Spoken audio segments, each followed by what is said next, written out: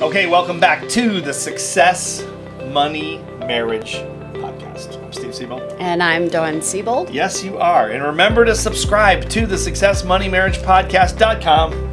If you want Wednesdays to happen. If you want Wednesday to happen, because Wednesday will be canceled. It'll be canceled. No one will have a Wednesday. You know what? Nice. And it's a great way to start the week. So if you think of starting your week like with Wednesday, the weekend's only 2 days away. It's hump day.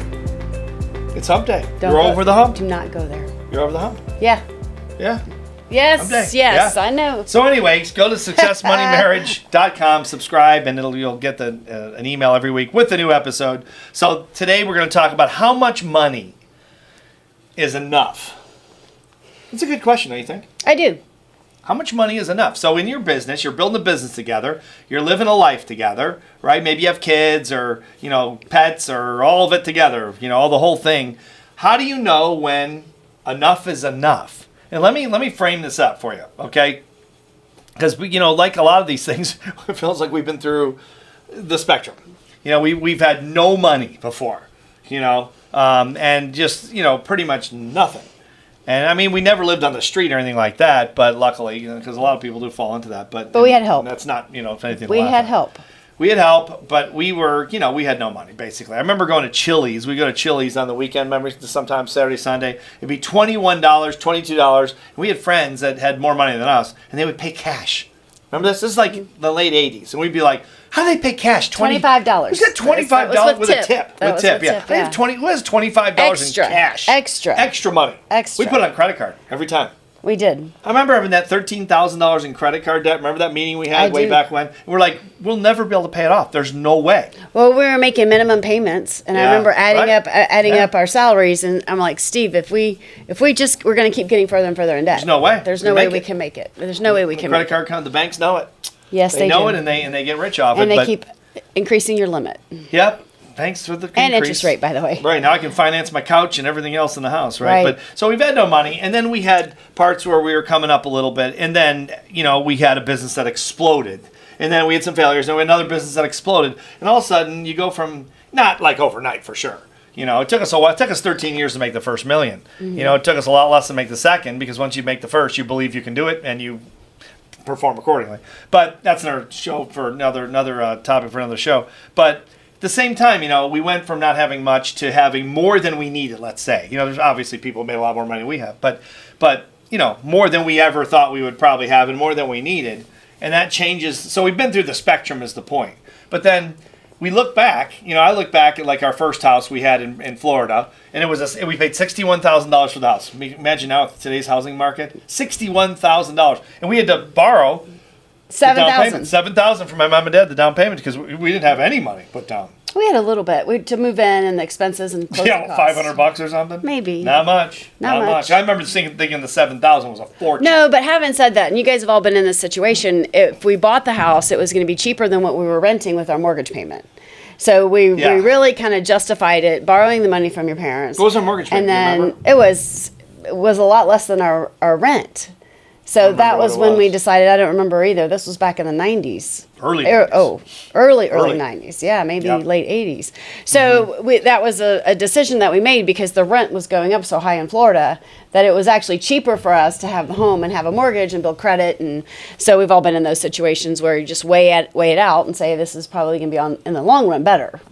Well, then, again, after a period of years, we had some financial success and we had more money than we needed, and all of a sudden, the houses get bigger and the cars get fancier, and we're living in 2 states, and then we have 5 houses at one time, and then you get all the stuff, and you have all the best of everything, and that's fun. It is fun if you're doing what you love to do, and you are getting along in business, and things are going smoothly. And not killing each other in your marriage. That's always a good thing. It doesn't matter how much money you make. If you feel like your husband's going to kill you in the middle of the night, that's not good. No one's dying. No one's burying the other person in the backyard. No one's even thinking about it. Maybe thinking about it once in a while. That's still my funniest. Maybe thinking about it once in a while. That's still my funniest TikTok show. TikTok? When the wife answers the door. I think I said this in an earlier episode. So apparently the guy had been having an affair, and the mistress comes to the front door and knocks on it, and the wife obviously knows who she is, answers the door, and the mistress says, hey, I've been trying to call Steve, and he hasn't been answering his phone. I'm getting really nervous. I haven't heard from him. Do you know where he is? And the wife says, well, he's down in the garden. And the mistress says, I was just there, and he's not there. And she said, dig. Dig, yes. Okay, I don't know how I got off on that. That's good, yeah. That's pretty good. Good, yeah. Well, going back to the topic, so how much is enough? You've been through the spectrum. You've been, I wouldn't say poor, but we've certainly been lower middle class, I suppose, with money, and we've been... I think that for me, wealthier. I think for anyone that's an entrepreneur, pay your bills first. Pay yourself first. Pay your tithing if you tithe. Get all of your finances in order and make sure no one's hurting or you've got everything that you have. But I personally, and for me, I love seeing money in the bank or in a vehicle that grows with compound interest. That to me, I get a bigger kick out of that than I do. I really do get a bigger kick out of that than my fancy shoes or my fancy cars. Or I love watching money grow. And so I don't know if I'd have a limit to say $1 million, $2 million, have enough for retirement so you don't have to change it. I mean, get all your ducks in a row, get your spreadsheets out. How much do you need to live at that same lifestyle as you are in your 50s and then when you're 70, plan all of that out. Dawn, and it's then, a philosophical question. It's not we're not getting spreadsheets up, okay? It's a this is one of the problems I have with Dawn, okay? This is one of my 10. Yeah, I'm glad you brought that up. This is another one of my 10. I got like 25 more. This is one of my things. I'm talking big picture. I'm talking philosophical things here. These are the questions of the ages. I'm gifting you with my wisdom. This was our last healthy conversation this past week. Yeah, she's got to go granular. It's like, can we just float above the clouds for a second here and talk philosophy? I mean, how much money is enough in general? Just not like, let's get our spreadsheets out and do the math. Oh. Flipping coupons. Come on. What I'm saying is, in general, how much is enough? Not about growing at 9% interest, compounding monthly, Jeez, you're so literal. Can you just expand your thinking? Sure. Okay, I that's how I approach it. Well, tell me what you think. Yeah, I know. Granular, Miss Go ahead, Granular. Mr. Visionary. With okay, all right. Grandiose. Well, I'm glad okay. you're passing the baton. Finally, apparently, I don't know how to do that. So go ahead. We just get so granular because I like it.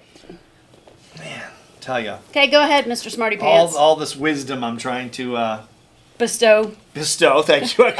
Bestow is not coming to me. Okay, y'all. If he can't think of the word, he can't own it, right? Thank you for bestow. That was what I was trying to say. Here's what I would say on a serious note. I would say that we've been around more billionaires and super rich millionaires, not like small business people like us, but people that have real money, like too much money, like more money, like you can buy your own island money, that kind of a thing. We've spent a lot of people around those people, a lot of time around those, more than most people have ever spent, and not because we qualified to be there, like we were in their league, but just because we were interviewing them, or I was doing a book on them, or something like that. And I will tell you, and I want to get your comment on this too, because I've talked about this, but I want to see how you would approach it. I would say if you think that having a bunch of money is going to make you happy, you've never had it, and you're out of your mind. It's not going to it's going to make you happy temporarily. It will. It's fun in the beginning. It's like candy. Oh, it's like, you know what it's like for me? It's like a hot fudge sundae at Dairy Queen. Man, you get that hot fudge sundae, and if you're a little hungry, and I always say extra fudge, no nuts. Don't put any nuts on. They always do it anyway. No whipped cream, no nuts, just hot fudge, and put it double hot fudge. And then sometimes they do it, and you get the ice cream, right? And you eat that first maybe 3 or 4 bites, and it's so good, you think you're in paradise. I mean, it's like the greatest thing that ever happened in your whole life. And then about 20 bites in, you're thinking, oh my God, I shouldn't have done it. I can't afford the calories. I can feel my waistline expanding. And I think I'll just throw the rest of it away. Well, probably not throw it away. I'll eat the rest. And I'll suffer the stomach ache later. And then you put it in the garbage can, you walk out, and you're like, oh God. That's kind of like having more money than you know what to do with, kind of a thing. Where it's great in the beginning, but then you realize that it just has no meaning beyond having control and not having to worry about money. That's really the greatest thing about it, is you don't have to worry about it. Mm-hmm. That's my take. I just think a lot like a dollar amount. No. You don't have like, I need $5 million in the bank to make it to be enough. That's enough. No, I think it's for me, it's not so much a number. I don't think it's bad if it's you have your a number. mindset for you. Well, because the fact of it is that if you've never had maybe if you've had that number in the bank, you know how it feels, then fine. But I think the only thing that does temporarily is take the worry away. Whatever number that would be it's just different for everyone. But it would take the worry away. I mean, we know people that if they get down to the last $100 million, they'd be freaking out. Right? Well, that sounds ridiculous, but that's absolutely true. That we've had people say that to us. I mean, crazy, right? But but that's their mindset. But I think instead, in terms of how much money is enough, is how much money do you need to feel the way you want to feel? Right. And then there's the other side. I mean, we have a friend that tells people he has 5 jets. And he needs to say that because he'll have 6 next month. It's not enough. It's never enough And for he'll him. have 7. It's never enough. Every time we hear him speak, it gets bigger and bigger and more and more. And in reality, he's not even close to what he is saying on stage or in books. Right. And it's just never enough. So I think that this is a great challenge for everyone to say, okay, how much is how much? I've never really thought of it in a bigger scale like what you're talking about because I do the details and I really do like watching money grow in the bank. I don't know what enough is enough, but I think that if it's never enough to the point that our friend takes it and he's in the general public and he's telling people he has houses he doesn't have and money in the bank he doesn't have and cars and airplanes and like you said, next month it'll be 6. He'll be on stage and we got 6 jets. Because who needs 6 jets? It's an inferiority complex. I mean, Right, that's psychology 101. Obviously, psychologist will tell you that. most people know He's that. covering up an inferiority complex. You know who the poster boy for it is Donald Trump. Not political. Take it. We're just done with the politics thing. It's just so not really because you can't be. But in tune. I'm just tired of beating it up back and forth with people. But at the end of the day. But in terms of we known Trump for 25 years. He was a client for 15 years, and so he's the poster boy because he's famous as well, I think. But outside of politics, and he's so verbal about it. It's never enough. It's never enough, and that's a perfect example of here's someone that's got probably not as much money, near as much as he says, but believe me, we live down the street from him. He got a lot of money. There's no question about that, right? And he is not a happy human being. He's a miserable human being, in my opinion. I don't mean miserable like I don't get into that, but I guess I'm trying to tiptoe a little bit here. But I don't think he's a happy guy. I don't think he never looks happy. No, he's only happy when he's getting revenge on someone or something. It's and he suffers from a massive, the biggest one I have ever seen or heard of. Especially because we've had personal interactions with him over the years. A massive inferiority complex. He doesn't just say that stuff to the public. He says it to you personally when there's not a camera around or anyone else listening. He's got that's covering up for feelings of inferiority. It is. He feels like he didn't earn it because his father gave him all the money, and then he did something with it, but because he was ruthless, he's ruthless. I think he thinks he's a pretty smart businessman because of some of the stuff he's done. Yeah. But it is interesting that if you go back and you look in the media and the times that he's putting someone down or rallying those people around him to go out and show up on January 6th, he looks the happiest. Yeah. It's when he just does. When he's putting someone down or belittling someone or making fun of someone, Trump to me just looks the happiest. He's a bully. He's a bully. He's a classic bully, yeah. But I think to your point about how much is enough, I would question yourself and as a couple and as business partners, is it ever going to be enough? Is there a time where we're going to say okay, or is it always going to be chasing? Always going to be 6 jets, 7 jets. No, I have 8 jets. No, I have 10 jets. No, I have 10 houses. I have 20 houses. It's like it's what Mary Trump. Donald Trump's niece said. Her book is called "Too Much, Never Enough." This is not an indictment on Trump. We have our own opinion about Trump because we've known him for so long, but that's really neither here nor there in terms of this conversation. It's really about it's too bad for these people like him because they literally never have enough. No. Like if you've ever been to Mar-a-Lago, like that place is so over the top. We laughed out loud every time we were there because it's so over. It's like a movie, like someone says, because it's so. Everything is gold plated. Everything is gold. The toilets are gold, and I don't mean they're real gold. They're gold plated, or whether they're gold color or whatever. Gold foil. Right? Yeah, whatever it is. But I mean, it's just he's trying so hard to impress you, and it's just, of course, that never. It's like an ego thing. It's insatiable, right. And it's too bad. Again, the point's not to beat Trump up, and I think I'm doing too much of that. I'm not trying to, but my point is he's a poster boy for it because he's a poster boy for someone that is not happy no matter how much he has, and I think it makes the point that. The money is never going to be enough. I mean, pick a number for sure. Financially, like you're saying, at the granular level, you need so much to get what you want. Which is a great level to be at if you're like me.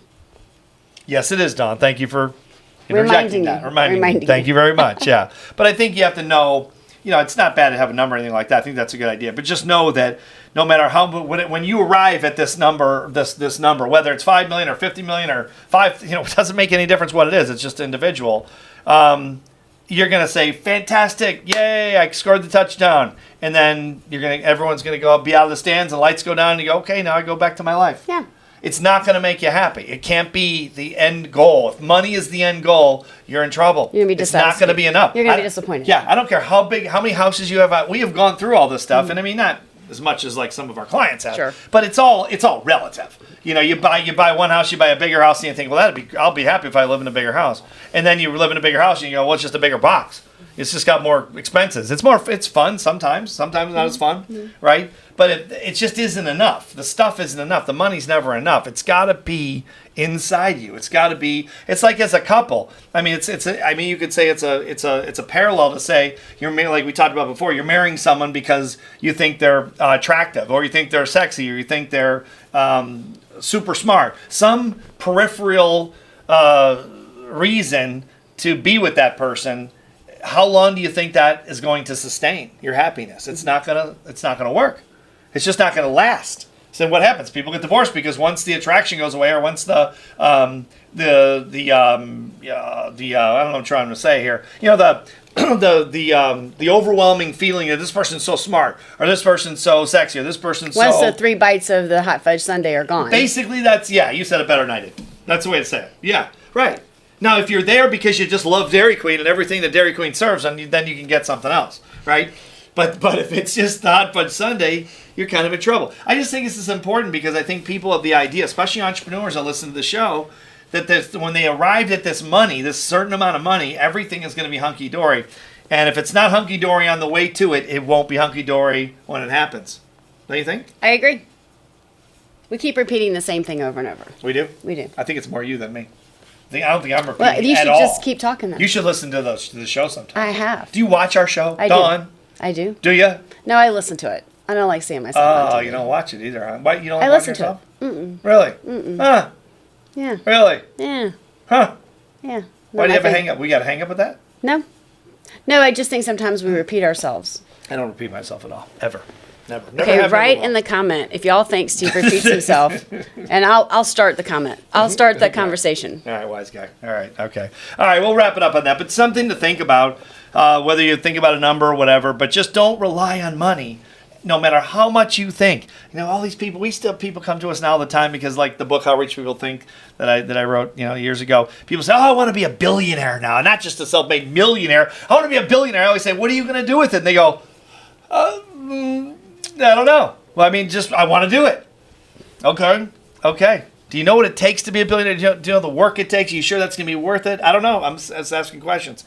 It's really important because you don't want to spend your life chasing a rabbit that once you catch the rabbit is not going to make you happy, because that's a waste of life. Mm-hmm. Do what you want to do. Get yourself fulfilled in ways that really matter. And then if you get rich in the process, God bless you, it makes life easier. But if you think that's going to sustain you, I think you're going to be really, really disappointed. It's like getting the new car. When's the best time? The day before you pick it up. Yep. You think, man, I finally arrived. I got my fill in the blank car. And then you get it and you go, it's a car. Just like my first car that sucked. It's a car. It's nicer, shinier, runs better, looks better. It lasts 3 bites.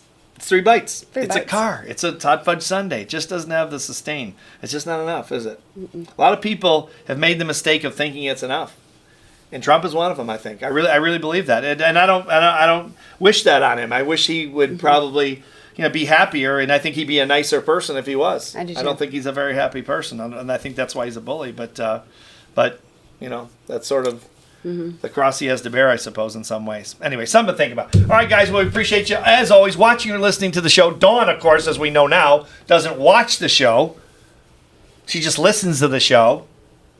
So that is what it is. I'm not sure. We'll discuss that another time. But I watch the show, just so you know, and I like it. So anyway, remember to subscribe, successmoneymarriage.com. Subscribe every Wednesday. You get the episode, the newest episode. Mm-hmm.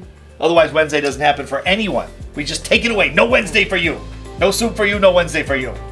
Wednesday's done.